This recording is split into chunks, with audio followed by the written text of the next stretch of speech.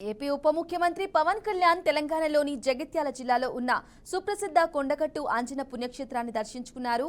హైదరాబాద్ నుంచి రోడ్డు మార్గంలో బయలుదేరిన పవన్ కళ్యాణ్ మధ్యాహ్నం కొండగట్టుకు చేరుకున్నారు. ఆలయ వర్గాలు పవన్ కు సంప్రదాయ రీతిలో స్వాగతం పలికాయి. అనంతరం పవన్ ఇక్కడి ఆంజనేయ స్వామికి ప్రత్యేక పూజలు నిర్వహించారు. తన మొక్కులు చెల్లించుకున్నారు. జనసేనాని పవన్ కళ్యాణ్ ప్రస్తుతం వారాహి అమ్మవారి దీక్షలో ఉన్నారు. ఆయన గతంలోనూ కొండగట్టు వచ్చి స్వామివారి దర్శనం చేసుకున్నారు. పవన్ రాకతో కొండగట్టులో కోలాహలం మిన్నంటింది.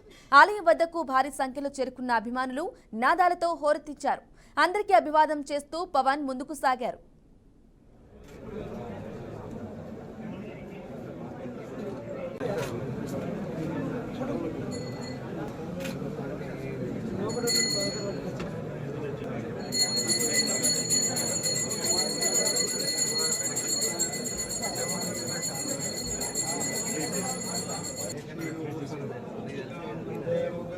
Yeah.